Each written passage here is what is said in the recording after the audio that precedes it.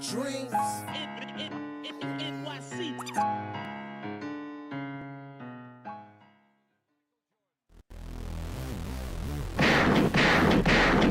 What's going on? This is Jay Ellis from the Knick Of Time Show.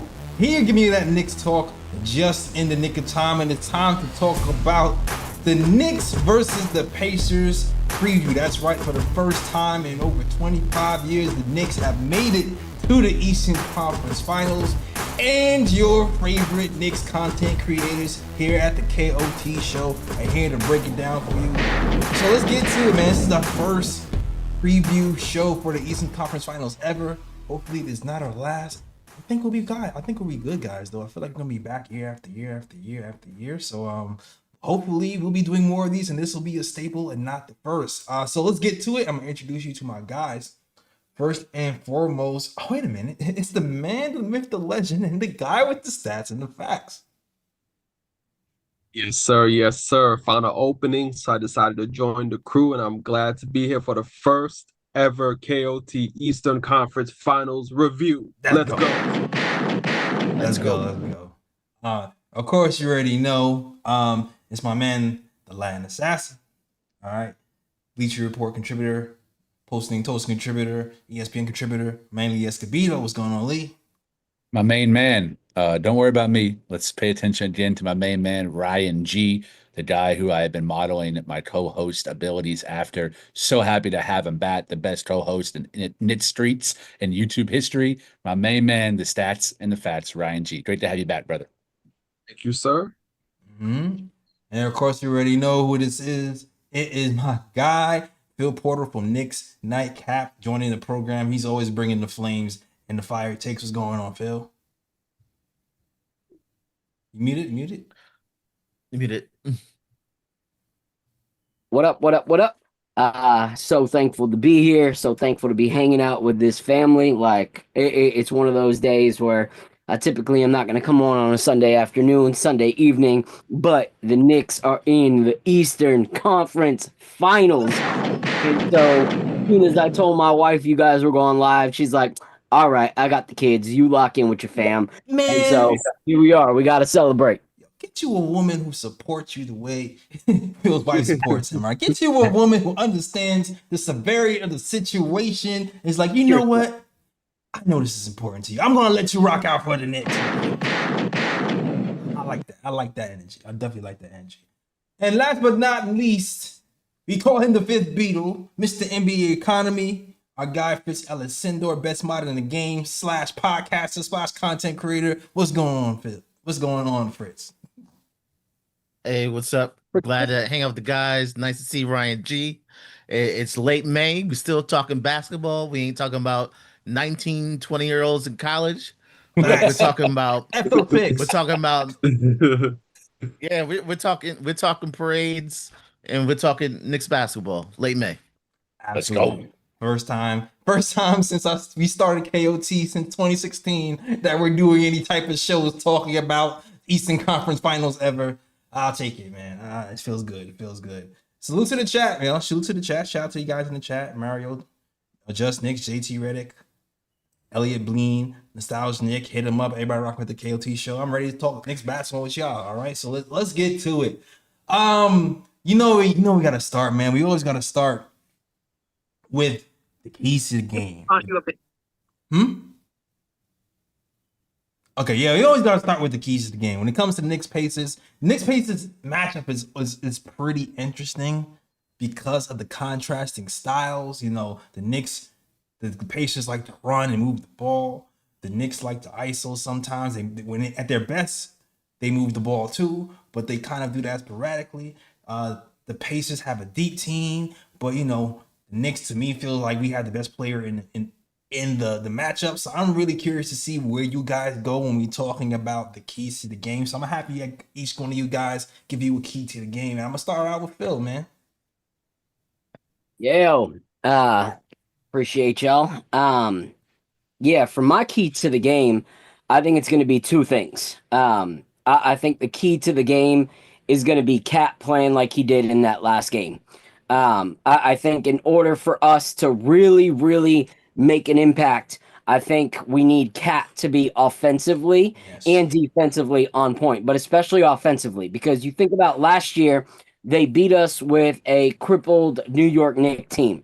And a lot of that scoring fell on Brunson's hands. So they've kind of figured out a little bit of a game plan on how to defend Brunson and Brunson alone. They don't really understand what to do when you have another all-star scorer next to Jalen Brunson. And I don't think that they're going to be able to contend with that. Yes, they beat the Cavs, but if you look at that series, Garland wasn't there for part of it. And so Donovan was the main scorer. But I think if Garland was there for more of it, I think it would have been a different way that the series went. And then second, I think the second key to the game is Mitchell Robinson playing the way he did in that whole last series. If Mitchell Robinson plays that kind of defense on Myles Turner and he switches the way he did in that play, which is probably one of the best defensive plays I've ever seen from a big man, running out at every single player and being that help defense and still not fouling and causing turnovers. If he plays that kind of defense and doesn't let Hallie get those shots that he was open, so he passed it and someone else was open. If Mitch has that kind of presence, I think it's going to be really, really hard for the Indiana Pacers to score, because he was able to keep up with Boston's pace on that play, because that wasn't a setup play. That was on a missed free throw of ours that they were able to then go back and try to go fast pace. And Mitch said, nope, not happening. So if he plays that kind of defense and Cat plays that kind of offense, I think they're food. I think Pacers are done. Listen, Bill, one of my biggest questions about this matchup is the double big lineup. It made a lot more sense. It made a lot of sense to use it versus the Celtics. Yeah. With the Pacers, it's one of those things that make you go, moments, right? Because like you said, Cat is a big key for this game, defensively and offensively. During the regular season, Cat got off. He was averaging damn near 30 points a game in the regular season. So we feel like, he might have an advantage there. But, it could be a disadvantage depending on who punches first when it comes to that Cat versus Myles Turner matchup. So then you go, okay, what if we play Mitch and match him up with Myles, and then maybe we put Cat on Siakam? That's what you're kind of thinking. It's like, can Cat handle Siakam while Mitch handles Myles Turner?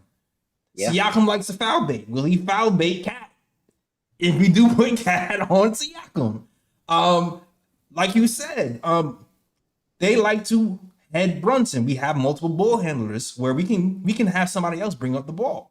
So I do feel like we fare better this season because we have multiple guys that can bring up the ball and keep Brunson fresh from the fourth quarter. So will we utilize that? I definitely feel like we're going to utilize that for sure. But one of my biggest questions that I have is Mitch playing minutes in that double big lineup, and like you said, the effectiveness of Cat. I feel like that's going to be huge for us. All right. What's Fritz, man? How you doing, Fritz? Doing all right. Really looking forward to the series. For this one, I really did look at the regular season games. I know in the last series it kind of said, "Hey, throw the series out," but the Pacers are still scoring at a similar clip than they did in the regular season, and I think the Knicks are going to have to match scoring, pretty much. And during the regular season, it was a lot of Cat. I think my only concern is Siakam on defense. Staying out of foul trouble is going to be a big deal, and pace. I think you don't want Haliburton going downhill. Right. You try to get him in half court as much as you can. So whoever's D in Siakam not running up fouls, and Haliburton keeping him in the half court. I agree. That McCall Haliburton matchup to me is going to be really important. McCall did a fairly good job. There was a game where he held them to 0 points. I remember that donut game in the season where McCall was on him. And also, I also liked how McCall wore him down. We're like, he's like, you know what? We know we have Brunson, but if McCall is guarding Haliburton, and then we're coming back off the floor, Haliburton's kind of forced to guard McCall, then attack him. McCall was able to kind of just post him up all game and do what he wanted. So one of the early McCall games that were really good was from the regular season. So you kind of wonder, it's like, damn, do we go back to that this season and just, like I said, save Jalen Brunson's legs for the fourth quarter? So I'm looking at that. I'm definitely looking at that. All good points. And plus the pace, like you said, the Knicks pace has been up and down versus the Celtics. So we need to, when I say pace, I mean our transition defense has been up and down when we played the Celtics, and that is the pace of strength. We have to do a better job of being consistent on finding pull-up shooters in transition and not getting cross-matched when it comes to fast breaks, because we got killed on cross matches versus the Celtics, and the Pacers are better at the Celtics at doing that. So we're going to have to be way more disciplined in our transition defense. That's something we struggled with all season. If we get the transition defense together, we should be fine. Jay, can you break down what cross matching is for our chat and the fan base in case they might not know? So cross matching is if the offense is coming down the court, right? And because the offense is coming out of the court, there's a scramble. The guy who usually is supposed to guard, you're not guarding. So what happens is you'll have a guard guarding a big. So you'll have like a Jalen. So the worst case scenario for us might be Jalen Brunson, who's is going down the fast break to protect the rim, and he has to end up guarding Pascal Siakam, or he has to end up guarding Myles Turner. And because he has to guard those guys in the fast break, and the pace is kind of spread out, so it's hard for our guys to help. And now it's an easy basket because you got Myles Turner kind of posting up Jalen Brunson. And typically in basketball, for those who play ball, it's the point guard's job to run back first and protect the rim. Usually the point guard is closer to the 3-point line, so they have a lesser distance to travel. So usually the point guard is the first person back in general. But we have to be really careful about how we match up in transition to prevent easy post-ups or transition threes. Well said. All right. So Ryan G in the building. What's up, man? God. What's that, man? What you got, man? What you got as the key to the game, man? Well, first and foremost, when you look at the Knicks Pacers series, the Knicks and Pacers matched up with each other last year in the semifinals. Everything that happened in that semifinals, they have to throw it away, because this is a new series this season, because there's several different factors from last season to this season that you have to look at. Number one being Siakam. Last year against the Knicks in the playoffs, Siakam was able to seek mismatches, and he was able to take advantage of those mismatches. And then plus, when OG went down with the injury, the Knicks really didn't really have anybody to guard Siakam. Right. Siakam pretty much went off on those games, which helped the Pacers propel them to a Game 7 winner over the Knicks. This year, the Knicks have a plethora of wings that they can put on Siakam, where the Knicks can more easily switch on pick and rolls and things of that nature, where those mismatches are not going to happen as often as they did last season. Number one. Number two, last year there was no Mitchell Robinson in that series. Yeah. So now the Pacers have to contend with a big that actually plays hard defense. And if he brings that same, like Phil said earlier, if Mitchell Robinson brings in that same energy like he did in that Celtics series, it's something that the Pacers did not see last season with the Knicks. So they're going to have to also contend with that. Another thing now, Cat being brought into the picture. When the Pacers faced the Knicks last season, they didn't have to worry about a stretch big on the Knicks because the Knicks didn't have any. Right. Now the Knicks have a stretch big in Cat that they have to worry about. which is going to pull Myles Turner even further away from the rim because he's probably going to be forced to have to guard Cat, especially in lineups where there's only Cat in the lineup and it's not a Mitch and Cat, double big lineup. And with him having to do that, that's going to open more lanes for the Knicks to get to the basket because they're not going to have to worry about Myles Turner's blocking ability with him being on the perimeter, having to guard Cat. So there's several things that are different about the series this season compared to last season. And I think a lot of those differences more favor the Knicks in this series. So I think it's better matchups for the Knicks. And overall, I do expect the Knicks to take this series. All good points. All good points on Cat. Do we feel, guys? How confident do you feel about Mikal versus Siakam? Because when you talk about the plethora of wings, that's the only thing I might push back on a little bit. I would say Josh Hart kind of got killed by Siakam in the postseason, but I do feel like Mikal could possibly fare better. But what do you guys think about the matchups outside of OG versus Siakam?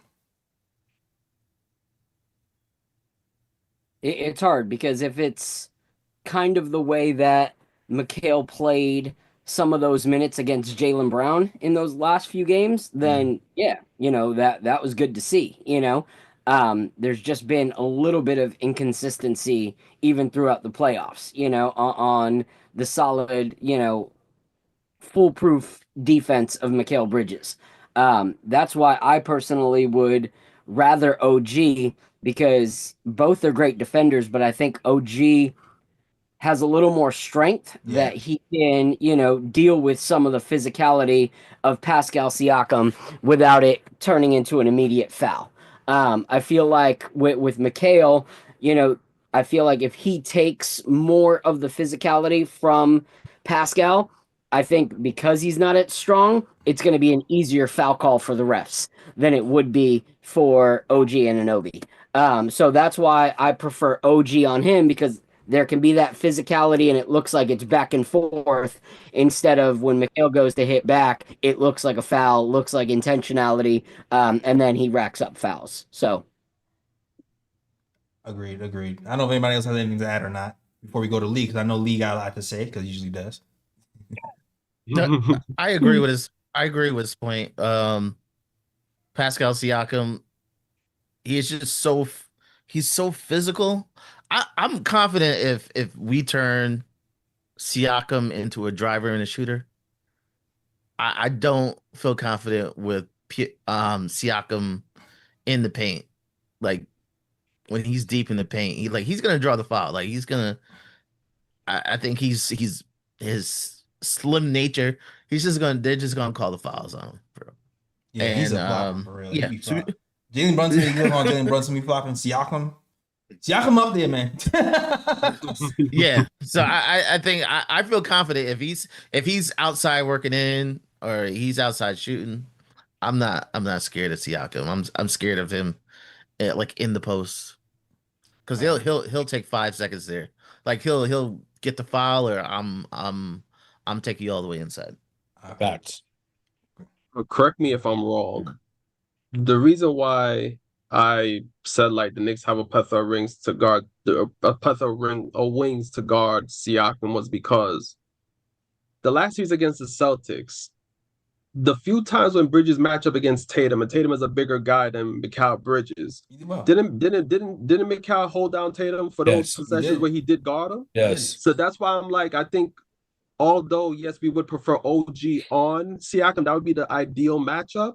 I do think that if they do try to switch, and then you end up having Mikal on Siakam and do the switching or whatever the case may be, I feel like this time Knicks will be able to fare better against those switches when the Pacers try to search for mismatches and things of that nature, because Mikal has shown at times he can guard somebody bigger than him on the perimeter.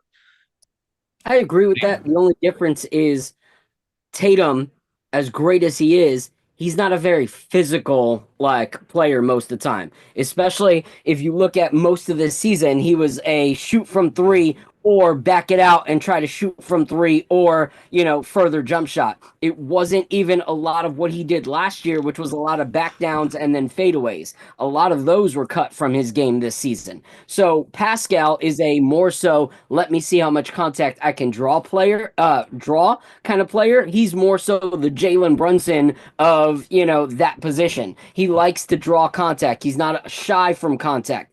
More so Jaylen Brown, what was, the more physical of the two from him and Tatum. So, yes, McHale did decent, in some of those games against Brown. But once again, with the physicality, I would trust OG. And if it's easy to switch back, I'd switch back. If not, on a play here and there, I would still, let McHale guard him and not, leave him open. But for the most part, try to get back to OG on him because he can deal with the physicality a lot more than McHale can. Cooking. Agreed. All points. Lee, man, I know. I saved you for last, man, because I already know you got 30 points. So if there's 12 taken, if there's 12 points taken, you be like, that's fine. I got 12 more. I will say, hard to follow up. Everybody cooked. I agree. I agree with Fritz a lot. I think it's just about where Pascal Siakam catches the ball. If he's able to seal 2-3 feet around the basket, Knicks are in trouble in terms of guarding him specifically. So you got to try to stop him or let him catch it higher up on the floor. For me, I'm going to go a different route. No surprise. This series to me is all about Aaron Naismith. Some people are like, who? Think about Malik Beasley in the first round, what he was capable of his game. Think about Derek White in the second round, what he was capable. Aaron Naismith is their X factor. He is their Josh Hart. And while he wasn't much of a factor last season, outside of spot-up shots and playing decent defense on Jalen Brunson, even though Jalen Brunson mostly ate on everybody, this year, Aaron Naismith has taken his game to another level offensively.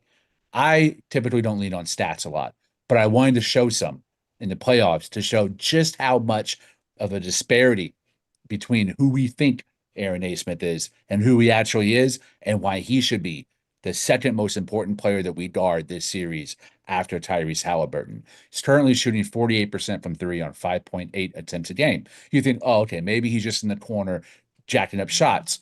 Not at all. He's a movement shooter this year. He's catch and shoot. He's on ball. He's above the break. He's walk up threes. Everything we hated about Derek White and what made Derek White such a dangerous option on offense, Aaron Naismith has it too, but with more physicality, more strength, and better size. He currently leads all Pacers in minutes and net rating, which shows how valuable he is to Rick Carlisle's system on both sides of the ball. He's become an elite defender, cutter, rebounder, and finally an incredible finisher this year. He is shooting 52% on unguarded catch and shoot opportunities and 46% on guarded catch and shoot opportunities. He's currently shooting 54% on closeout drives, where last year he was 42% on closeout drives. And on mid-range jumpers, Indiana Pacers are probably the best mid-range jumping team in the NBA, certainly in the playoffs, when you account for Nembhard, Naismith, Siakam, Tyrese Haliburton, TJ McConnell, even Myles Turner.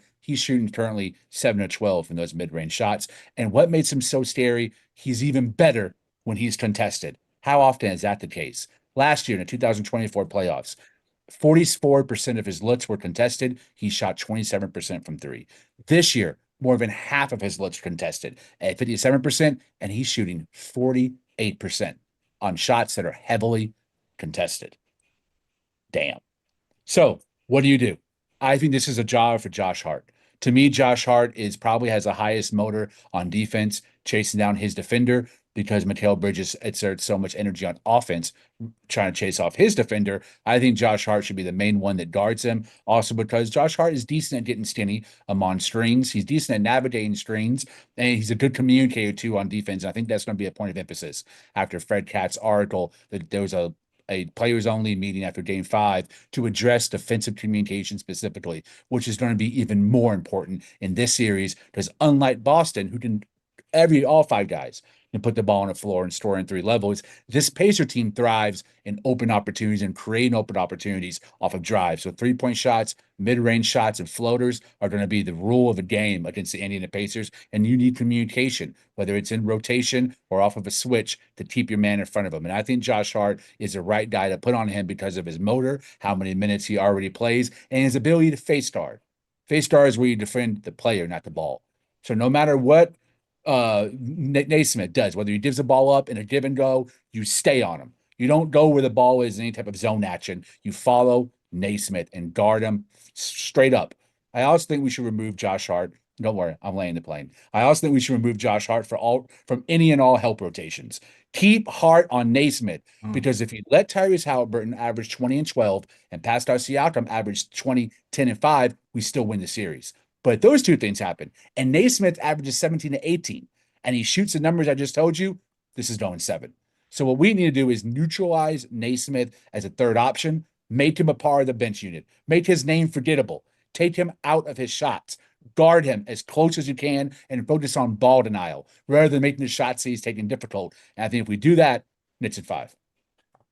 Lee, you said it was going hard to follow, and everybody cooked. You cooked. Appreciate you, bro. Just let me know. I'll be knowing what I'm doing, dog. I'll be knowing what I'm doing. My man. No, it's fun. You know what's funny, Lee? Like I feel like I remember your last post game, your last preview show when you talked about Beasley. So I was like, I feel like Lee's gonna go. I feel like Lee's gonna go with Naismith just based off of your last post preview. I be knowing, man. I be knowing my KOT peoples, man. I be knowing the tendencies. That's how you. No one knows me like Jay Ellis on or off the court. My man Jay Ellis knows me better than I know myself, man. Let me tell you, absolute truth. Love you, brother. Yeah, but you cook that even better than the last preview. I'm not gonna hold you. Thank you, bro. Appreciate you. Yeah, man. Yeah. So I mean, all great points. I feel like, you know what, the Knicks have been so help heavy during the season. The one thing that's been promising about the matchup with the Celtics is I feel like we have been less help heavy. So I think I could see Tibs saying stay home. I could see it because I do feel like during that Celtics series, we, in certain instances, we stayed home on shooters than a lot more than I'm used to seeing the Knicks do. Yeah. In general. And I think this is a perfect time to do that too. Like, listen, we got the defenders here for a reason. Stay home on your man. Are we going to be doing the switching defense like we did before? That's going to be interesting to see if we revisit that strategy. Last time Cat and Jalen Brunson kind of held their own on switches. It might be harder to hold their own on switches this series because of like Phil said, the physicality. Like Jason likes to shoot. If you switch on Siakam, he's taking you to the post. Yeah. Same with Myles Turner. So it's gonna be interesting to see how the Knicks handle pick and roll defenses when it comes to Karl-Anthony Towns and Jalen Brunson. That's something I'm gonna keep my eye on how we handle that. I think that this whole team, the Indiana Pacers, that is, they really, we talked about this during the season, with concepts of like dribble handoffs and pin downs to try to get shooters going. Rick Carlisle runs a ton of that. He's been running that since he coached Detroit, Indiana, Dallas, and now back to Indiana. And I think our bigs, Karl-Anthony Towns, Mitchell Robinson, you got to hedge, but I think that employing more of a peel switch. An appeal switch is when there's a pick and roll action or any type of action with a ball screen, and the opponent, you're switched on to an opponent, the other guy, instead of helping, goes on to your guy. So it's like you peel them off them and then you cross switch. And then the defenders take the role of who the other person was guarding. I think we need to see a lot of that because that will ensure there's not open shooters on the perimeter when they employ ball screens to do that, to try to instigate that in terms of open shots on a 3-point line. So I think staying on your man and not get into help situations, not get into drop coverage early on, this team kills from the mid-range and they kill from the perimeter. This is not a post-up team. This isn't Boston with KP or Boston with Tatum or Boston with Brown. Don't worry about the post-up. If Pascal Siakam wants a post-up, that's a shot I can live with. but peel switch so that when he posts up and he doesn't kick it out to Nembhard or Naismith, they have open looks. That to me, that high IQ, Tibbs is smarter than all of us combined times 10. I know Tibbs knows these things, but it's you don't choose to emphasize them in the game plan early on, so we let those small things become big issues as the series progress. All good points. Great points, man. Yeah, the only thing I'll add to what Lee's saying is like, you know, I know we're the better team. Like I know that for a fact. The only thing that's different about Boston and also the Pistons series is that offensively, Detroit is pretty much, besides Beasley, a score in the paint kind of team. So we knew what we were working with, and we knew who, if they kicked it out, that we had to pay attention to. Like, if the other guys shoot and nail a three, we're fine. We can take that, you know, but that's not what they do. With Boston, the opposite. We know that they can score in the paint, but we knew that a majority of their shots were going to come from the three. So it was in both rounds kind of a predictable, you know, situation on how they're going to score, how they're going to get most of their points. If you look at the Pacers, they can do just as much damage from three as they can from the paint. So that's where it's going to be very important for our guys to individually be locked in. Because if we start playing too much, you know, drop coverage where we're running out to the 3-point line and then we overcompensate on that, then they're going to destroy us in the paint. And then we overcompensate there, you know, so we need to make sure that each guy is locked in so it's not constantly help defense that we need to bail us out of a situation. We need to have each guy playing as best as they can so that we're not constantly having to run after something because one guy's going to be open and they can score from anywhere. So it's not like, oh, if we leave someone open from three, we're fine. No, right. Not at all. Most of them can shoot the three. Okay, but if we leave this guy open on the drive, he's not going to drive up against Cat. No, he probably is because he knows he's going to get Cat into foul trouble. So we need to make sure that each guy is locked in so that we can play our defense and only help when we need to, not because we always are helping. So that's my thought on that. That's why Phil's guys on show, man. Phil be cooking, bro. Cooking today. I'm like, that's why I like the preview shows when everybody's together, man. We be cooking 7-course meals. Anthony Bourdain over there, bro. Anthony Bourdain. Yeah, man. Like, a guy. Man, I love the cast. Man. I love everybody here for sure. Hey, you just missing an Ebony. I know Ebony's still trying to make it. Hopefully, she'll be able to, because I know she always has a lot to say and has some good points as well. For sure. Definitely. Question for you guys too, because you know, I've seen a lot of conversation about the Pacers and their depth and their pace. Does that kind of worry you about, you know, the execution for these Knicks and how they play against the Pacers? And do you guys feel like we should start to reopen reopen the lineup, so reopen the rotation some and get some of these guys back to running? Because, you know, by the end of the Boston series, Campaign was out of the rotation. Shamet has been gone since Detroit. Is it time to open back the rotation to match up against these Pacers? Anybody can go. Really. Can I go first? I think it's a Deuce McBride problem. Like, if Deuce McBride can hang in there, I think we're fine. I think they have a lot of like scrappy guards, who in the past have taken advantage, like just players you just can't stop. I think if Deuce handles his business, I think it becomes easier for everyone else. Deuce is for sure will be great for us. But you know, they also have guys like Benedict Mathurin, who's pretty good too. Obi runs like a gazelle. So, you know, when we have our guys, we're going 7 deep, it's gonna be rough to have.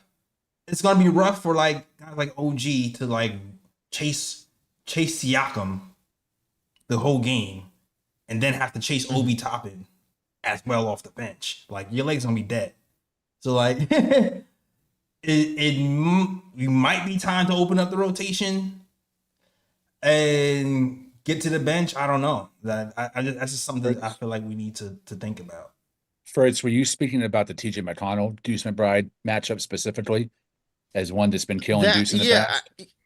Yeah, it's been killing Deuce in the past, but I think if you have to take Deuce out and then you have to use Cam and you have to, I think once it gets kind of complicated. I think if Deuce holds his own, I think it becomes easier to spread the minutes. I think if Deuce can give you 25 plus solid minutes and you can keep him in there, I think it becomes easier to spread the minutes around.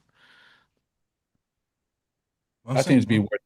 I agree with that. I think it'd be worthwhile to add one more guy into the rotation, and for this series specifically, because of Indiana's height all the way down the bench. To me, it's Landry Shamet time.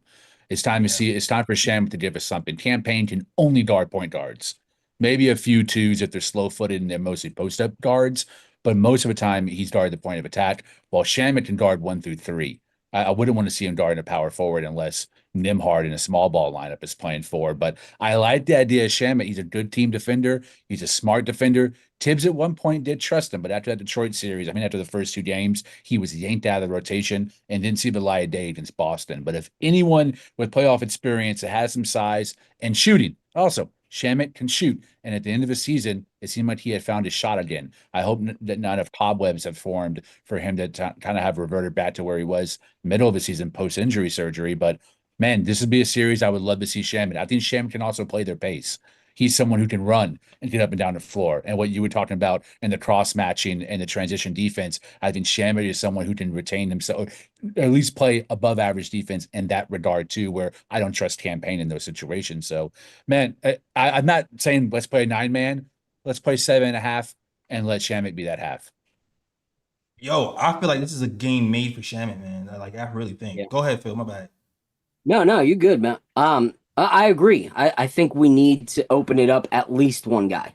If you look at that Pacer series, there were most of those games against Cleveland, they had 10 guys actually playing. So it was constant rotation of healthy legs, constant rotation of healthy legs. And that's one thing that, as good as we are not a constant, fast-paced, heavy rotation, in transition, defensive team. We are just not. And so I think when you have effort guys like Josh Hart and stuff like that, it's great. But if any of our guys start getting into foul trouble and we're sticking with a 7-man rotation and they're playing all these minutes, they're going to eat us up on those fast-paced, things. And if you look, I love Miles McBride, but TJ McConnell, even last year, he was frustrating the hell out of Jalen Brunson, on the offensive and defensive side. And Jalen Brunson is leaps and bounds a better, offensive player than Deuce McBride is. And if Jalen Brunson was getting that frustrated and getting, in foul trouble against TJ McConnell, it's going to happen with Deuce as well. So I think opening it up for another 1 or 2 players is going to be important for us because they have no problem playing 10. And even that 10th guy was getting 10 minutes per game. So we need to do something to be able to keep up with our pace because our guys are great when they have their legs. But when we start seeing the exhaustion in them, we see it start to take a toll. When we're like, oh my gosh, how are we losing this at the end of the 3rd or the start of the 4th? We were just up. It's because those legs started wearing out. And so that... Carlisle's smart. He knows Tibbs's way of playing, and putting heavy minutes on guys. So he's going to try to use that as, to his advantage. And I think if Tibbs was able to counter that and be like, you thought you knew me? Here comes, damn it. Here comes pain, right. Oh crap. Tibbs is pulling some guys out. That's when I'm going to straight up get a I love Tibbs shirt. If I see that kind of stuff happen in this series. Not just support him, but I love him. If he pulls that kind of counterpunch in this series, that would be awesome to watch. Dan, I'm not going to hold you. I've not been the biggest Precious fan this season. Same. but I might be tempted. I might be tempted to play Precious 10 minutes. I put Porty in for 10 minutes before I put Precious in for 10 minutes. I might Bill, be you sound tempted. like me. You sound like me, bro. I I'm put more Porty in so, for 10. I'm more so because the Pacers, that's what they do. They play with pace. They try to break down teams with their pace and their 10-man rotation, subbing guys in and out of games and things of that nature, keeping guys fresh and things like that. For me, it's more so like depending on need for game by game basis, depending on, what's going on in each game, who might they need to come in, to supplement a few minutes for whoever and things like that. So yeah, looking at Shamit, Shamit, does look like he's tailor-made for this series and things of that nature. But, like for example, maybe Thibs might find, you know, a gem. Maybe, there comes a game where, okay, Cat's in foul trouble, Mitch in foul trouble. All right, let's throw Precious out there and see how he does. And all of a sudden, Precious, plays really good. And then it's like, all right, you know what? He's played really good, against this team. Let's break him into the rotation, something like that happening. So I mean, I do think that the Knicks should open up the rotations a bit, but at the same time, I'm like, it should really depend on the need by game basis. I'm just thinking specifically of the bigger wings coming off the bench and how much it takes to run with the Pacers, specifically for OG McCall. McCall got to chase around Haliburton over 1 million freaking screens. OG has to do the same with Siakam. So to ask him to do that and then chase Obi Toppin, and we know Obi Toppin has been the fastest end-to-end big in the NBA. So it's like, I know Tibs isn't going to play a rookie in meaningful minutes, which is why I'm looking at Precious. So I'm just saying, I feel like we might have to. I'm not a big Precious fan, like I said, but I feel like we might be back in the corner here. Jay, I think you're right that we all agree that the rotation needs to be expanded. And if you think about who's doing it, it's Tibbs. So we can't say it's going to be 2 or 3 extra guys. It's going to be 1. But I think between Precious and Shamit made sense and not Payne. And the reason I think that is because the Indiana Pacers, they're kind of deceiving as how they're known as a finesse team. They're actually pretty tough, and they lead the playoffs right now in defensive rebounding. But if you look at their stats individually, no one averages more than 6, but they do it upon committee. They crash the boards down with 5 guys that average 6 rebounds at a time. And Myles Turner is I think the second at 6, and I believe Haliburton is first at 6.5 or something like that. So you need whoever you bring off the bench.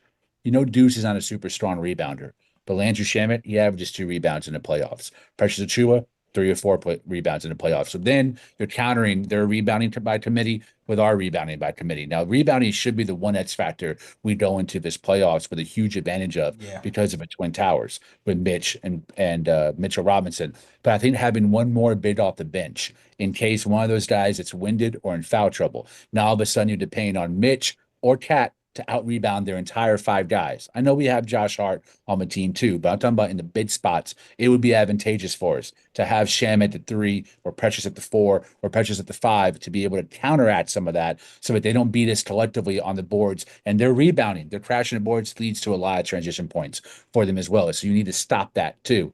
I think it's extremely important. Also to have one more guy. Both those guys you can switch with. So it's not like Cameron Payne, you put him into the rotation. It's like, well, what happens when we get switched on a Turner above the break? You don't have to worry about that. Shamit at 6'4", 6'5", gives you decent size, 1 through 3. And Precious Achiuwa can guard all 5 positions to varying degrees of efficiency, but he can, and he can switch. So that helps too, depending on how they scheme with Turner on hard or vice versa. I think it could work in our favor. Yeah. And I want to echo Lee's point. When it comes to, we know who our coach is, and that's not like a slam towards Tibbs. We just know his MO. We know how far he actually will go. Like, unless he pulls something crazy and we all have heart attacks and we don't even get to watch the game winning, schemes because we all died from surprise. We know mostly what Tibbs is willing to do and what he's not willing to do. And that's not a knock because he did a great job, coaching those games against Boston. So salute to him. But in the same way that we know he might probably only add one more guy, to Ryan's point, that's why we're not going to see it come to a game-to-game situation on like what players are really going to come in and what people are not. Like if Tibs makes the decision that he is going to play one guy and kind of has a thought on who that guy is, then we at least have a for sure his commitment to play that extra guy. Right. I feel like if we don't go into it with a plan, like, okay, we're going to play Precious in this series, or we're going to play Shamit in this series, there's less probability that we end up seeing that extra guy because Tibs isn't really a coach that's in game like, oh, now I'm going to change my MO and I didn't plan on playing an extra guy, but now I am. So if he at least has the mindset that he's going to have this extra player, that will bring comfort to me as opposed to waiting to see in the game if we need it, because even if we need it, he might not do it because that wasn't part of the plan from the get-go. So I would rather him just pick somebody.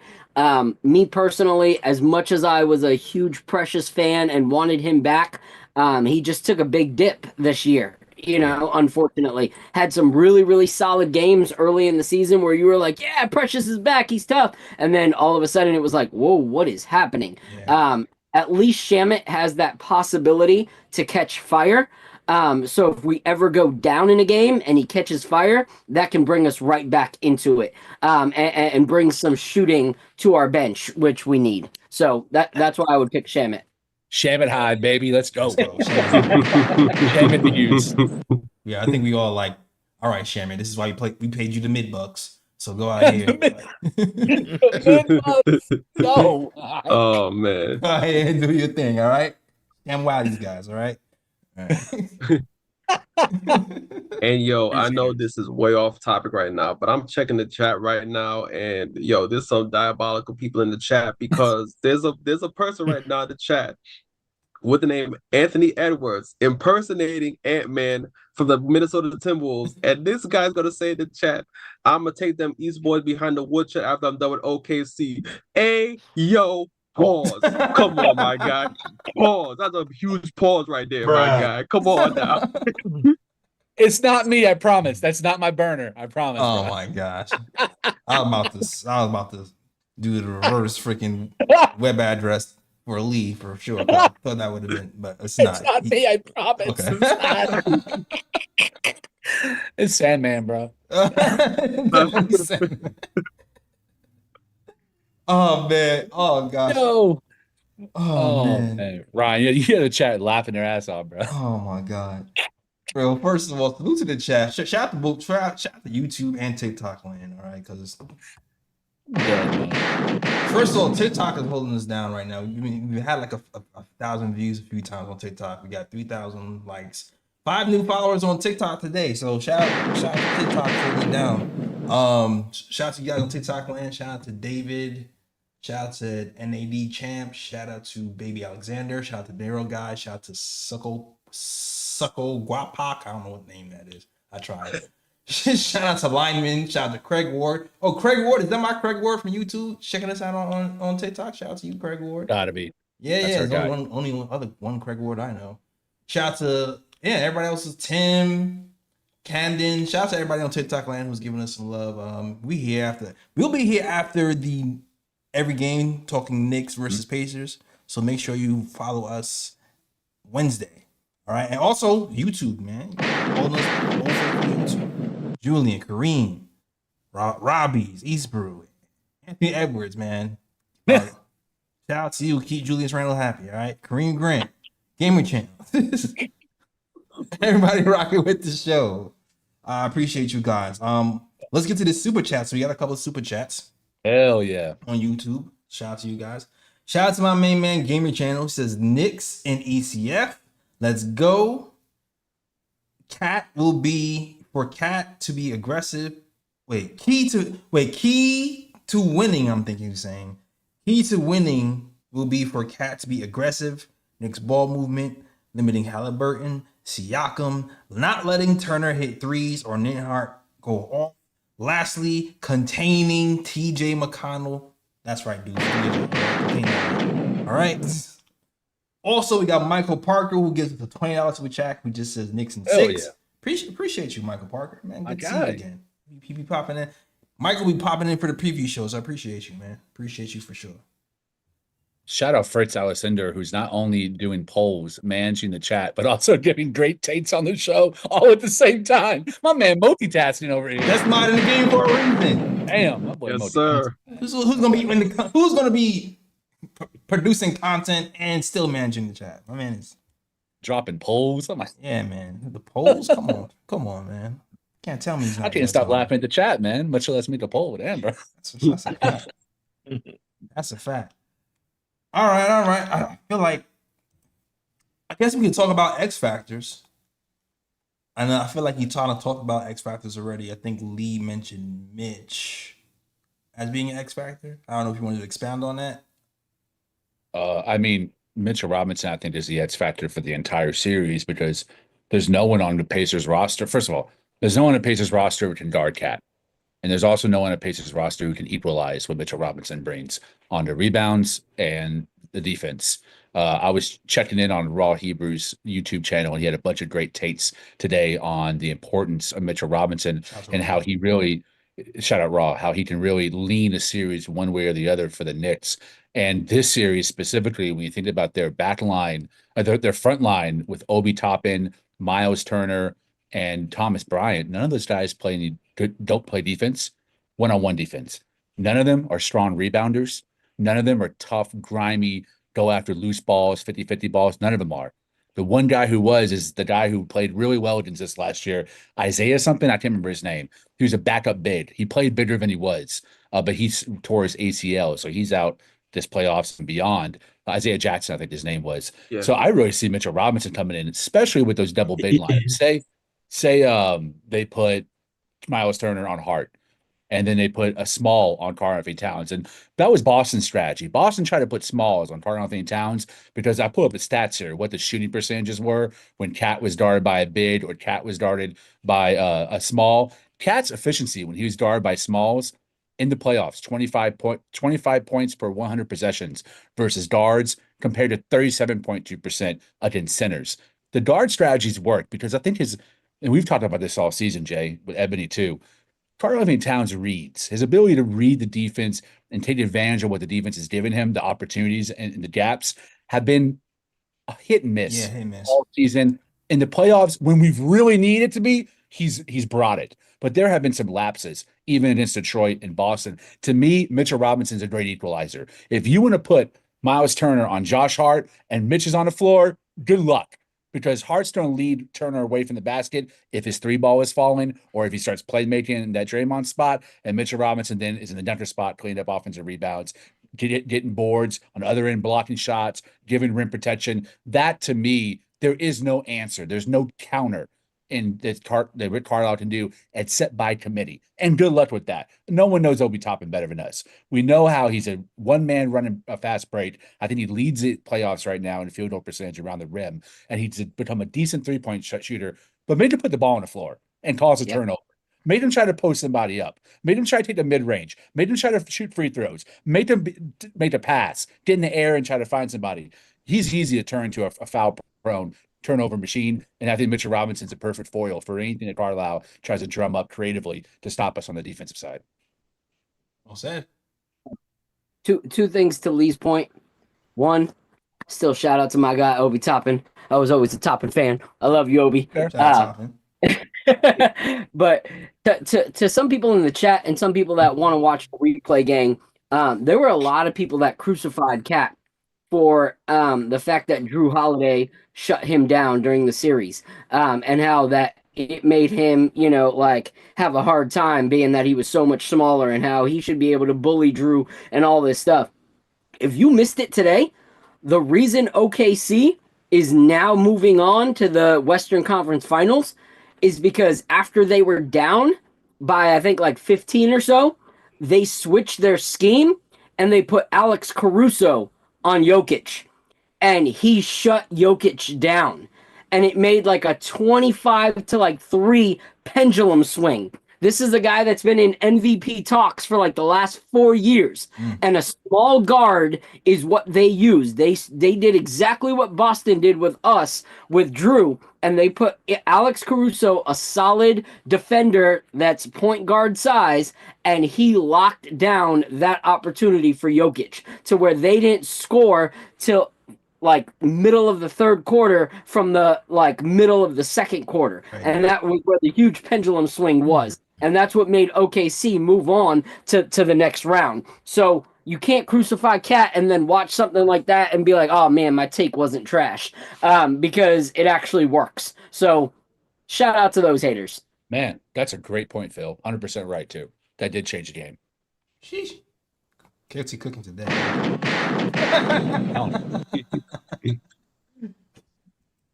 KLT cooking. Oh man. I mean, why are you talking, Phil? You have any X factors? So my X factor was, Cat's offensive ability. But I really do believe that Deuce McBride needs to be more than a defender in this series. That this squad can get points off the bench. Indiana is going to put up points off their bench. TJ McConnell's going to score. Nimbrandt's going to score. You got all these guys that are going to contribute off the bench. Whatever their starting five is, they still have 4 or 5 more guys that are going to put buckets in when it comes to their bench.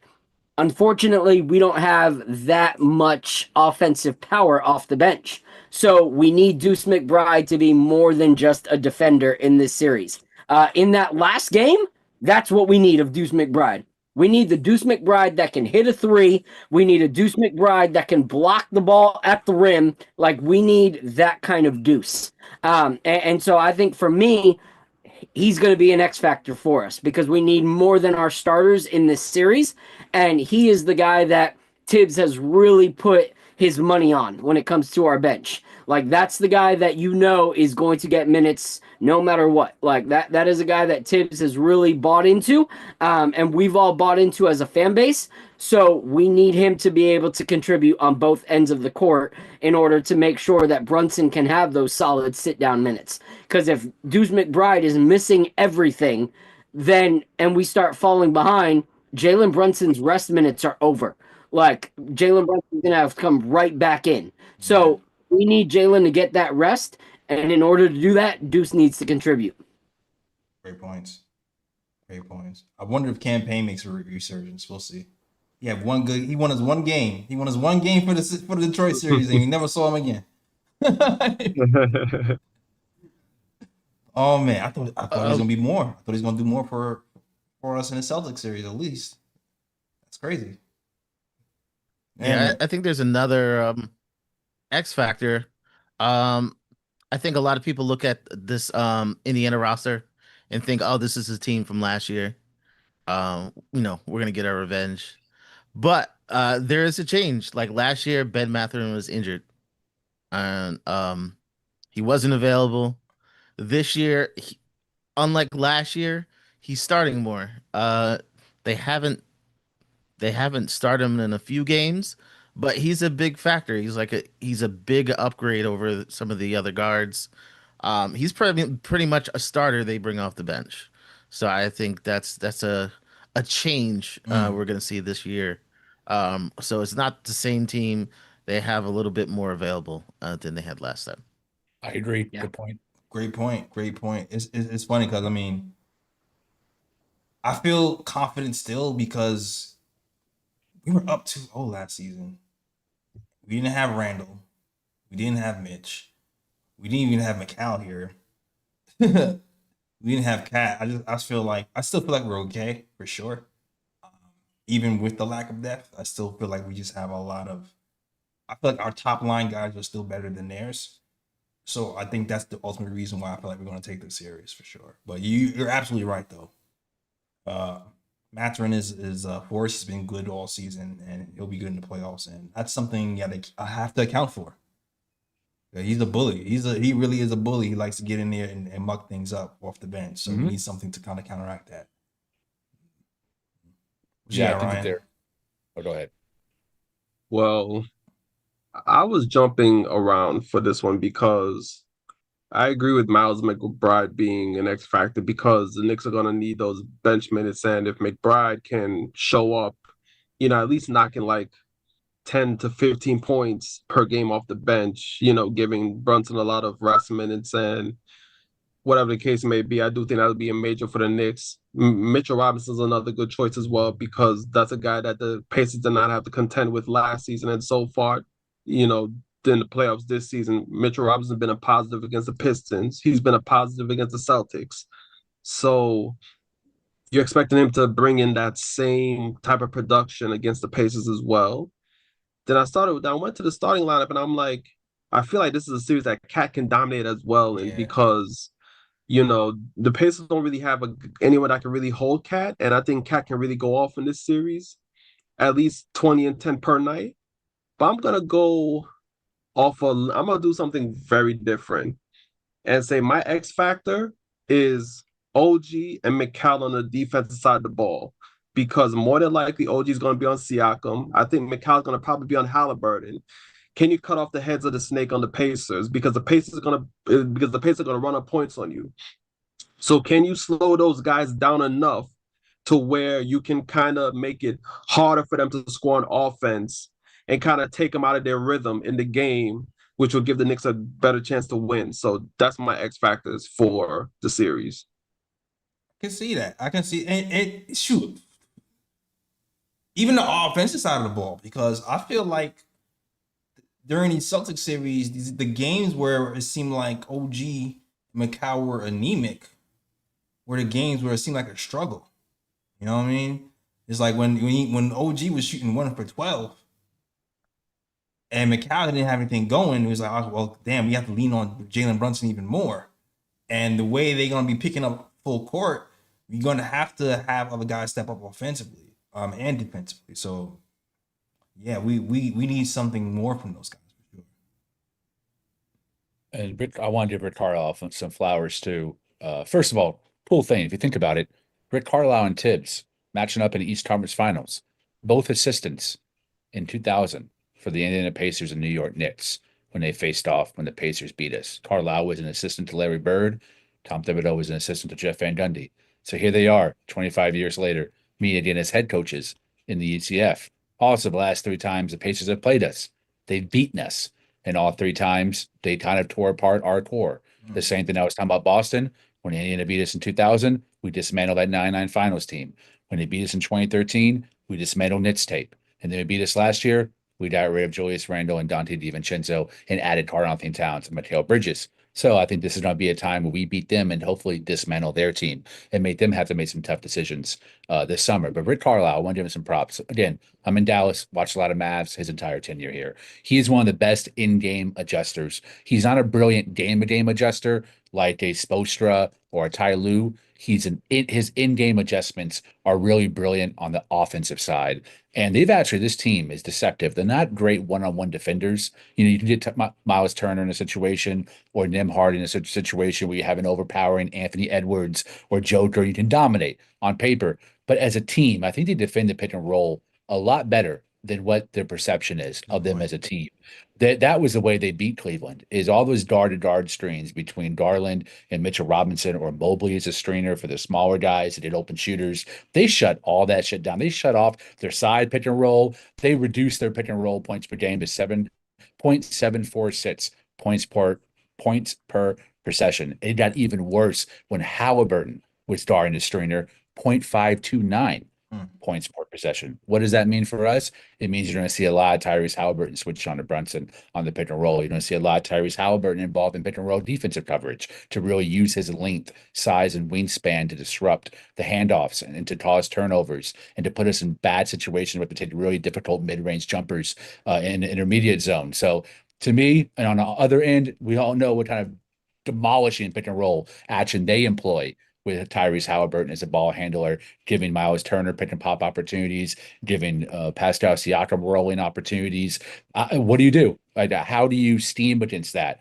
Because when you try to trap Haliburton, that's when I think they become dangerous. When Pascal Siakam catches that ball, I said this last year, I'm saying it again. When he catches it in that Josh Hart, Draymond's drain zone, the corner of the free throw line, and he becomes a playmaker, or in the short roll, they become very different. See, Phil made a great point about OKC, how that Caruso matchup caused turnovers, which has caused transition. It's the same thing when Siakam's in that short roll and he's spraying out the shooters. That activates everybody else. In my opinion, this is a hot take.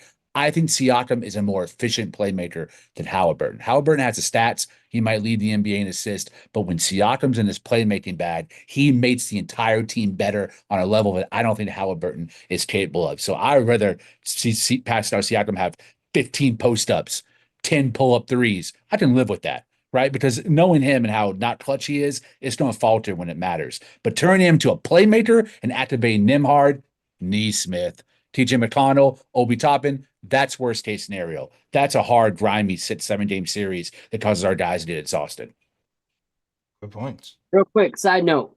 Shout out to Karl-Anthony Towns. He's at the Yankee Stadium for the Subway Series. Whole stadium just went nuts chanting "Let's go Knicks" at Yankee Stadium. Hell when we yeah. saw him there. So yeah, let's go. That's our guy, man. Yes, sir. Yes, sir. Yeah, all good points, Lee. All good points. I just hope. I mean, listen, they did pretty well defensively versus Cleveland. Yep. Few things though, like you said before, they were missing Garland for a stretch. They're also missing Mobley for a stretch. But so it's like I do feel like the fact that we have, I think Karl-Anthony Towns helps us in this situation.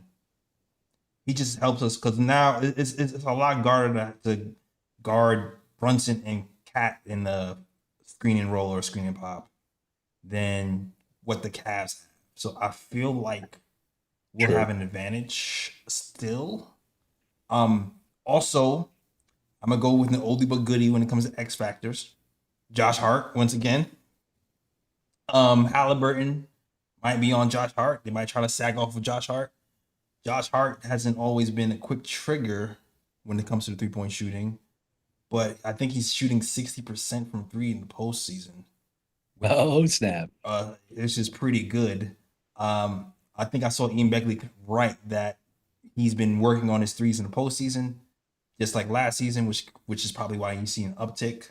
So as long as Josh Hart keeps that up and stays decisive, I feel like, I think we'll be able to keep him at bay and fare a little bit better than the Cavs. Hopefully I'm right. I think I'm right. Worst case scenario, if they want to switch on Haliburton to Jalen Brunson, have at it. Have at it. Good luck with that. So I want to give a shout out real quick. I think it's Lee out of this group and a few people on Twitter that talk about don't invest so much in the season. The season doesn't really mean as much as we think it does. To wait to the playoffs and see what happens.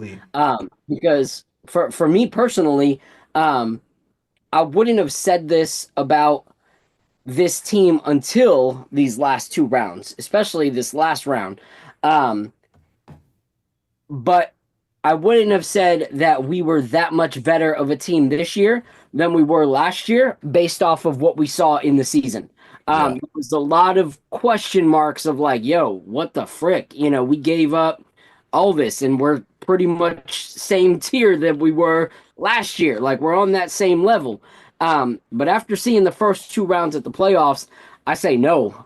We are leaps and bounds better than we were last year when I look at, how we look in the playoffs. And so with the fact that Indiana barely beat us last year when we were a lower tier team, Knicks, and we didn't have most of our guys in that lower tier, yes, they've gotten better as a team, but I don't think they've gotten better to the point that they are better than this elite version of the New York Knicks. I just don't. Even with Tatum out the last two games, I still think the Boston Celtics are a better team than the Indiana Pacers are, even without Tatum. And you saw how we were able to handle that last game. I think you put Jalen Brown, Horford, Porzingis, Drew, and Pritchard and them, and Porzingis up against the Pacers. I still think the Celtics are a better team, and we were still able to outperform the Boston Celtics. So that's why, for me, I can confidently say I think it's Knicks in 5. I really do. And that's not just seeing through blue and orange goggles. I just see what they have and I see what we have. And if we play the right way, if we play our game of basketball correctly, it should be Knicks in 5. Especially after what I saw, Ebony's here, so I said it earlier, so I'll say it again, though. Especially what I saw in Mitchell Robinson in that last game. I definitely think it's Knicks in 5. So shout out to big old Mitch. Stay off Twitter and Instagram. I still think you a little sloppy there. Get off. But keep playing solid basketball, and we good, guy. Yeah. For guys who don't know, I want to welcome to the program our lady, ex-D1 baller, my Knicks fan, aka Ebony. What's going on? And we had a whole show, Ebony. It's been a night, y'all. For real, it's been a night. It's been a night. I got a Hawaiian t-shirt on. We on the Knick podcast, and I showed up with a shirt that said Maui. That lets you know. That lets you know where I was at. What type of night it's been. But we happy you're here. Thank you. Yeah, I made it. I just I agree with Phil. I'm not trying to be overconfident. People keep looking you with the regular season, and you got to take certain things from the regular season, like consistencies. Mm-hmm. But you also have to put context behind it, meaning meaning injuries, things of that sort that they forget. People games growing. Not having certain players is the biggest with us. We didn't have Mitch when we played against a lot of these teams. And they didn't see this version of our team. My keys, so I can keep it short because I know you guys been up here for a minute. My keys are to slow down the Pacers. It's the opposite of the Boston series. In the Boston series, I asked what happens when you speed them up. How do they look? So I'm asking in this series, in the Pacers series, how do they look when you slow them down? The New York Knicks are like top 2 in the playoffs of possessions, I believe, or like 4 or 5. I can't remember exact, but I know we're like top 5 exactly in possessions in this playoffs. So we're getting a lot of possessions, and that comes from offensive rebounding, steals, whatever the case may be. What happens when we put a stop to all that passing when we make you a one-on-one team? I don't think they've seen a big man lineup like ours. All right, guys. It's okay. He's like, "You ready to go, Jay?" You're just so on fire that he's like, we just need to close out the episode right here. We done. Mic drop. Also, so what happens when we stop the passing? Because we have the OGs, the McKells, the Deuces, the Mitches that do play the passing lanes. Also, what happens when you can't get into transition, or they're not known to be a defensive team. And again, about our double big lineup, they're not a rebounding team. They're not known to be a big rebounding team. They give up offensive rebounds, second chance points type of vibes. You want to do that to the Knicks? And again, I'm going to keep saying it's not iHeart out there this year, just letting Myles Turner take set shots. What happens when Mitch gets into pause Myles Turner and makes him have to create or puts pressure on him on that end? These are all questions. I have so much faith. I think physicality. We take it to them early, aggressive, both ends. Make them doubt themselves early because, again, I'm going to keep mentioning it. I've been mentioning in spaces. It stuck with me. I bookmarked it. It stuck with me so much. It was Haliburton, Stuart Little, right? Saying. Stuart Little is crazy. Right? Wow. Saying that how, questioning his game. He had some questions about himself. Didn't know if he still had it. Seemed that, I don't know if y'all follow boxing. Y'all remember Teofimo when he was asking his corner, his pops, do I still got it? That was Haliburton. That was. So bring it to them again. Pause early, and on both ends, because it make them doubt themselves. They're again the definition of a front runner. So if you put them in, you keep them from leading, and you beat them your way. What does that look like? Also, I just want to see what does the Pacers look like when you slow them down, when you're playing against a defensive team like this. And like Phil mentioned, we just played the likes of Jalen Brown and Jason Tatum. And so that's pretty good a tune-up for a team without a Jason Brown or a Tatum. we dealing with Haliburton, who got confidence issues sometimes. Maybe we could play into that, and also this Detroit. I think Asor Thompson was one of the toughest defenders Brunson has had to face, being the youth, the length, pulse, the speed, the strength that he has it. He has that. He's lacking the experience with the IQ wise, but he's a great defender. So much so that I think he helped Brunson in that Boston series, because Drew Holiday wasn't really a match. He wasn't able to throw his muscle like we've seen in the past. So I don't see a defender nowhere near neither one of those. Or for Brunson on the Pacers, what does that look like? Or even Karl-Anthony Towns, if he plays smart. Like we just have a lot of matchups that I don't see them defending on a consistent basis. That is. Good points.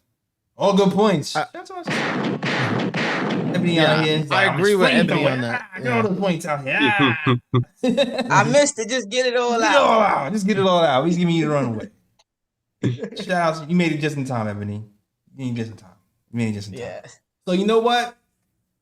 Let's get to it then. Since you had all those great points, let's end it here. What's your predictions? How many games do you think it will take for the series to end, and who are you picking to win?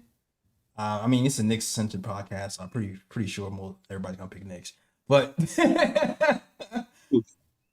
what do you think, Ebony? Knicks in what to you?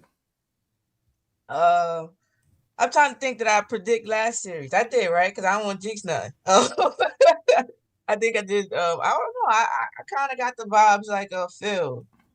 Gentleman sweep. I give him the gentleman sweep. I want to be a homer and say, but I give them the gentleman sweep. I think people really underestimate our team every time, and I don't understand why.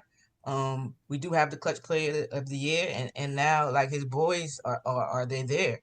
Whatever they got to do, they're going to do. They're playing for each other. So yeah, I don't see. I know they're a good offensive team, but people don't mention how good of a defensive team we can be, especially with my guy on that floor. Yep. So again, I don't want to hear nothing. I'm telling you, this summer I'm feeling myself because it was facts that I was talking about my guy Mitch and how his play would definitely speak for itself. And I saw Derek White literally come over to our center, who was guarding Jalen Brown on a perimeter, to get him off of Jalen Brown. That told me all I needed to know. Your center ain't doing that for no other center. Yo, you know what's funny, Ebony? I was watching from game 1 to game 6. I was just enjoying the commentary on Mitch by the ESPN analysts who actually can tell have not watched Mitch this year.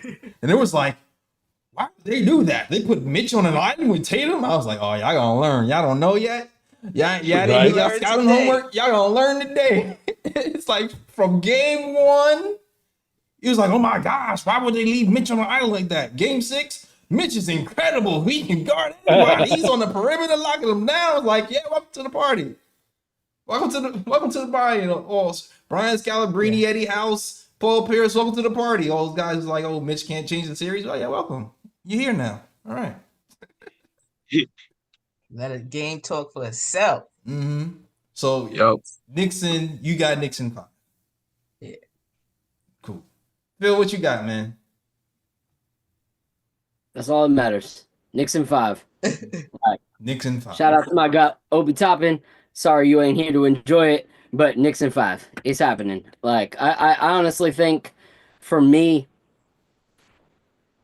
I think we're going to expose, the story of who's the better point guard in the East again. Shout out to Like Wally. I think I think at the end of the day, Halliburton's been having a good series. But I also don't think that like at the end of the day, they have faced a full, healthy New York Knicks squad in years, and I think it's going to be a wake up call. Yeah. Like it's going to be a wake up call facing this New York Knicks team. And if we play the way that we played in that last game, like it's going to be a no brainer for me. Like if Jalen Brunson can chill with the fouls and he can play offensively the way that he did. If Cat shows up offensively and can stay out of foul trouble, and if Mitchell Robinson can pretty much make all of their bench look like food with his defense, I think it's going to be Knicks in 5, and that's because I don't want to be too ego-driven and say that it's going to be a sweep. So I definitely think it's going to be Knicks in 5, and it would be beautiful for New York to be able to wrap that Eastern Conference Finals up at the Garden.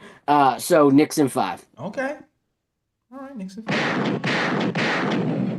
I see the Pacers fans on TikTok. TikTok is interesting because it's not really just like Knicks stuff that gets filtered out. It just gives it's like NBA fans more generally. So you'll see like the other teams, people come in and talk smack.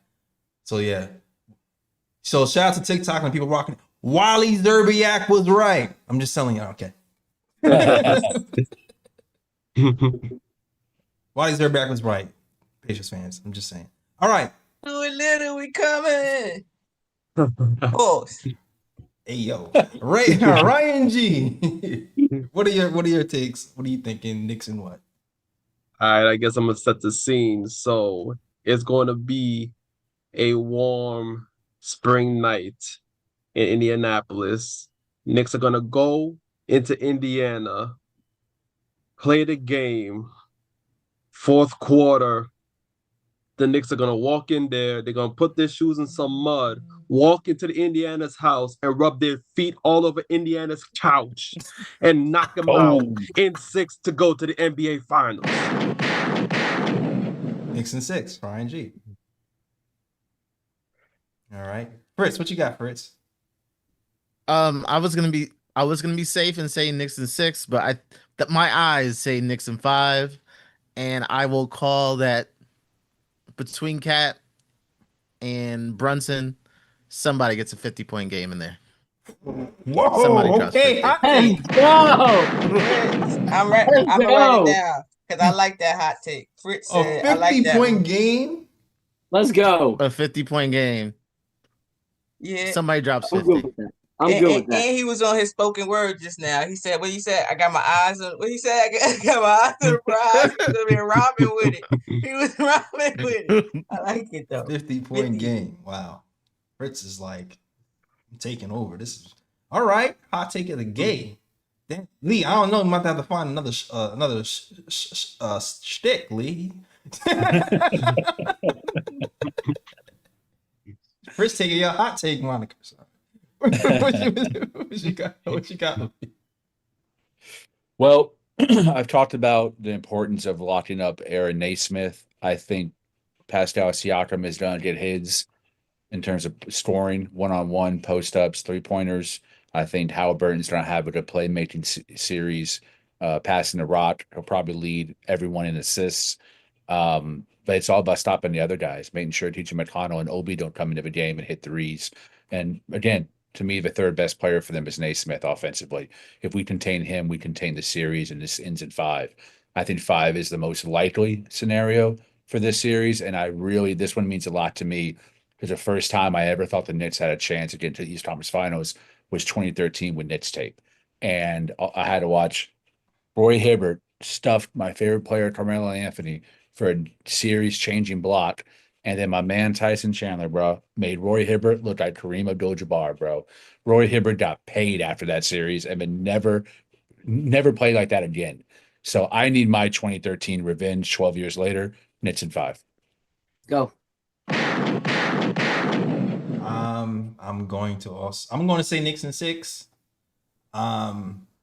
Pacers' death could gives us some problems, but I still feel like we still have the best top line talent in Jalen Brunson and Karl-Anthony Towns. Karl-Anthony Towns was cooking in the regular season. I feel like they still don't really have a guy who can really slow him down. I mean, Myles Turner, I mean, he's a better defender, but I still feel like one-on-one matchups, Cats had success kind of taking it to him. And I think, he'll have more success taking him to him as well. And while, Myles can kind of take it to Cat sometimes too, we can still change things up and go to our bench and go to Mitch and make that difficult. And so I think the fact that we can go to Mitch and switch things up on our end, and they don't really have anybody can contend with Cat at all, is going to help us. I do feel like Phil before was talking about how Cat is a sticking point for us. I think we need to go to him early. I think Jalen Brunson's gonna get his. I know that the wings can be wing stop and get there sometimes. I feel like, just like Phil said, establish dominance early. Go to Cat and impose our will on that Cat versus Myles Turner matchup. Get him in foul trouble early by attacking early. And I think if we start to do that and attack Myles Turner early, I feel like the rest of the house is gonna fall. That's kind of how I feel. So Knicks in 6 is my real quick, Jay. To your point, like if you look experience-wise and wisdom on how to guard a big that's driving, Al Horford has way more experience and understanding on how to guard another big than Myles Turner does.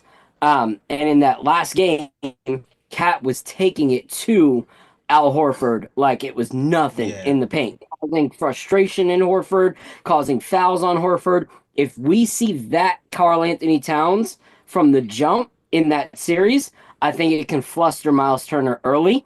And we need Cat to be able to do both. He's been choosing on games like if he's going to be a three-point shooter or he's going to be a driver. But the thing that'll make him that crazy X factor is if he comes to this series as both, willing to play both in the same game instead of ostracizing this game. I'm going to be damaging in the paint. That game I'll be damaging from 3. But if you keep him guessing, Cat's going to be unstoppable in a series. And last thing I want to say, shout out to Twitter, had some points there, but all the teams in the conference finals, no one has won a championship in 50 years except for the one that was the Knicks.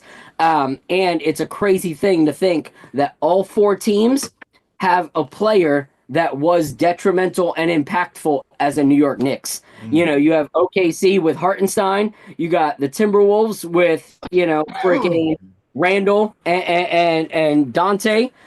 You have Obi, on the Pacers, and then obviously our squad. So all 4 teams have somebody that have had recent DNA from being a New York Knick. Yeah. But it can't be us, damn it. Can I, before we go, can I say some things? Because it's just coming on the fly. So go ahead. I'm sorry. I just want to say real quick. Defense, like mentioned, the reason I take us because we ain't got to have defense. So we say defense and team rebound in the championship, and that's when we're trying to get better every game, and that doesn't describe. Sorry, the Pacers. I also think that because the Pacers are not Boston and they're not going to live and die by the 3. I looked up their percentage. I think it was their percentage from like 2 point from mid range, and they're like number 2 or 3. So they're like right with us. They like to get in that mid range as well. So it's going to be interesting to see what type of defense do we continue to switch like we did in Boston, or do we do that hedge and recovery like we've been known to do at times. Yeah, I said that earlier, Ebony. I'm with you on that. Yeah, definitely. So that's gonna be different for us. They're gonna try to switch it up more so than and less predictable, I guess, as we thought Boston was. This is crazy to say that, but that's exactly. But good point on the 2-pointers too about the difference between Boston and the Pacers. Good point on it.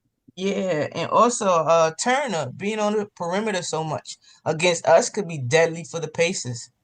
So does that force him out of his game and force him to be wanting to rebound and put him more towards the basket, or does he keep staying on the perimeter? because like I mentioned, we're good. We've been better rebounding, especially on the offensive rebound. And you got Cat doing the defensive rebounding, and then Mitch doing the offensive rebounding. So with that tandem, and then they can't forget Josh Hart. Yeah. With him putting pressure on you. Do you really want Myles Turner and leaving all your rebounding responsibilities on Siakam and the rest of your team? Good points. Cooking. And I think Mitch is better prepared this year. Because in previous years we had a heavier Mitch, and that was a concern. Everybody say, "Hey, we should trade for a shooting big." But I think this year a slim down Mitch is a better matchup for Myles Turner than previously. And earlier in the season, we didn't have even Mitch for them to have tape on. So Great point. Good points. Yeah, man. Good points. Yeah, man, all good points. I really, really enjoyed this show. Me too. Really, as a guy who's just been sitting here hosting, watching everybody break down the game, as a guy who's actually watched some other breakdowns before this, I feel like I just feel like I'm being biased, but I feel like we did. I feel like we did the best breakdown I've seen so far. I'm not even capping. I'm not even being. I don't feel like I'm being a hoe when I say this. I feel like everybody. Cook, bro. That's just me. So if you enjoyed the show, hit that like and subscribe. We here talking Knicks basketball after every game, so definitely join us. And the preview shows are always a treat. So hopefully we make it to the next round. I think we will. And we'll have another preview show talking about our first finals ever on KOT. So I'm talking it up, man. I'm talking it up. So I loved it. I loved everything you guys did. All right, so let's close it out, guys. Let them know what your social media is. We want to keep this the closeout brief, right? So yeah, go ahead, Ebony. Just let them know where you can find you. We're gonna close out. Okay, you can find me here after every post game. You can find me on Twitch, Twitter, Instagram, TikTok. I think that's it. Man, Knicks fan. You can also find me at Your Take Knicks is a space Twitter space before every Knick game. Mm-hmm. And because the Liberty season is in effect, yes, I saw Gamers Channel talking about JJ. Yes, she did have a double. We look nice, and after every Liberty game, there's a space called Bowling with the Queens when we talk about the Liberty game. So. Got you. All right, so I salute. All right, Phil, let us know, Phil. Yeah, so you can find me on socials at Phil_all_caps, Knicks Nightcap. This week it will be Thursday at 8 p.m. However, next week it looks like we got a game on Thursday, so we'll probably switch that to be on Wednesday. But Thursdays or Wednesdays, whichever doesn't have the game, at 8 p.m. right here on the Real Knicks Fan channel with the real family, the real content creators that are here for the real fans. No carbon copies here, just all real, all original, all from our minds, not from other content creators. So this is the channel to be at. So subscribe, hit that like button if you haven't. Shout out to my guy Apollo and Eru, our co-hosts. And this is the family right here. So support, even if it's something that we're not on, you need to be on the channel every night after the game because these guys freaking kill it. These guys are my family. I was ready to just put in the towel on content. And when these guys were like, yo, there's a home for you here, I was like, there's nowhere else I'd rather be. So let's go. Yeah, man. Phil came when I had Phil on. I was like, oh, we got Phil? Phil's a beast. Hell yeah. No brainer. Man, yeah, that was no brainer, man. Definitely. One of the nicest guys. Like, for real. Like, I don't know. This guy might be Mother Teresa, the way he moves. Might be reincarnation of Mother Teresa. I don't know. Phil is so nice. All right, salute to you, man. Appreciate you guys. Man, Ryan G, let him know, man. You can find me on Twitter at RyanGKOT. You can also find me on Instagram at Sir G is chilling. Sir G is chilling. I missed that. That's SIRG is CHILLIN. Also, I want to do some quick broad picks right quick. I'm just gonna reel them off because most of it just go to one city anyway. Bro picked to Paul Pierce. Bruh. Bro picked to Brian Scalabrine. Bruh. Bro picked to Eddie House. Bruh. Bro picked to Boston Radio. Bruh. Boston Radio. Bro picked to that whole city of Boston. Crash. The whole city. Also, bro picked to the one person who thought it was a great idea to wear a Haliburton jersey in the streets of New York on the night that the Knicks clinched an Eastern Conference Finals berth against the Pacers. Yeah, I'm sorry. I don't know what that man was thinking, but sure enough, he wanted attention and he got the attention. And I'm pretty sure he won't do that again ever again in his life because New York fans is all over him. Like a cheap suit, just all over him, like crazy. Yeah, I don't condone violence, by the way, at all. I don't either. But at the end of the day, like the Boston fans walked out of there. You get what I mean? Like stupid games get stupid prizes because the Boston fan that was there, they go home. You get what I'm saying? Because that's our actual opponent. Right. Like, you looking for that? Yeah. I don't condone violence. He was looking for the smoke, and you got it. Exactly, and he got the smoke. that was a goofy move. My bad. Meant to do. Bruh.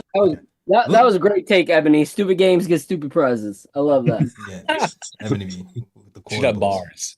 For sure. She's been barring people up all season. All right, Lee, let them know. Let them know where they can find you, man. I want to say Sam Presti won Executive of the Year, but in my opinion, I think Jay Ellis should have won it because Phil Porto was the best offseason acquisition. Plus, he drafted Mad Knit fan last season, and then he signed Fritz to an extension, gave me a starting job. Come on, man. Let's go, baby. Let's go. Come on, man. Ryan G's been on an active list, but he's coming back. He's gonna be the X. Yeah, I feel like next season it's like we got Mitch back. You know what I'm saying? That's what I'm about to say. I feel like Mitch coming back. For real. Recovered from injury. Yeah. And rehab's almost done. Come on, just in time. In reality, he's gonna be back for the finals, like the playoffs, it's just like Mitch. Yeah. Back right on time. Yeah. X Factor. Know where to find me. Instead of following me, please follow the other two members of KOT, Diehard Knits, which is Eru on Twitter, Diehard Knits PC, and then Guard Up Knits, my main man Apollo at Guard Up Knits. Two great Knits takes, two great Knits minds. That trio over there on Knits Nightcap, high level basketball conversation. They're three guys that also run their own show. Like that's a super team over there. We're very lucky to have all three. Now, so I should extend it. Phil JL has really deserved it because the GM he put in charge drafted those two guys. And look at me, we got dynasty over here, man. Unbelievable. Go follow my guys over there, Eru and Guard Up. That's a fact. Actually, I was talking to Lee about that. Was it the day or yesterday? About Eru and Apollo. It's like, yeah, we gotta get those guys on too. But facts. ASAP. They kill it, and definitely. You got it sleeping on Nightcap. Wake up. Definitely. They have some high level great conversations on Nightcap, so definitely check that out. And good chemistry. Great chemistry. And good chemistry, for sure. Gamer Channel wants to know who's Tibs. Who's Tibs? I don't know anybody. We don't have a Tibs over here. We don't have a Tibs. This guy the players run the team here. The players run the team. This guy occasionally. Oh, there it is. Yeah, there's Tibs. There he is. Yo, what's good, Tibs? I'm glad we ain't had to see this guy. I'm so glad. I guess my zesty ass is Cat every now and then. Oh my God. Yo, no. He heard. He's hearing those whispers. He hears the whispers because my man now just mouths it.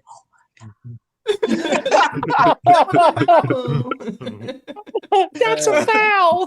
My man just hit the oh my God, he not sounding like Mario. Oh my gosh. Like secretly, he's like, y'all not getting it today. Oh man. Not fully clean unless you're all right, never mind. All right, Fritz. Yep, you can find me Fritz handles on X. Yeah. Also NBA Economy Show. Definitely some shows coming this week. Yeah, definitely tap in for these shows. Hopefully we can get 100 likes. I saw we had a couple subscribers today, so if subscribe. Please hit that bell. When we go live, you'll be notified. All right. Want to learn about the NBA economy and how it works? He's been on his spoken Definitely word all day. Yeah, definitely head up the NBA economy show by Fritz. I'm pretty sure he's putting that in the chat right now. All right. All right, yo. Great show. Great show. Really love it. I enjoyed it. I really enjoyed this show a lot. That's the show. Thank you guys for watching. And you guys know the drill, man. You guys know the drill if you've been here before. As always. Shout out the World Wide Web. Everywhere we go, we leave a worldwide mess. It's a mess out here in these Knicks streets. That's the show. We out of here. We see you on Wednesday. Peace.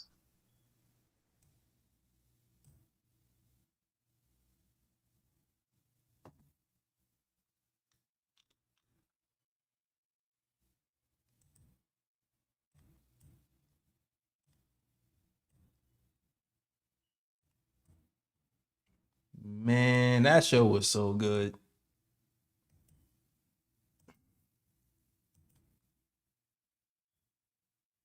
That show was so good. That has to be like one of the best shows of the year.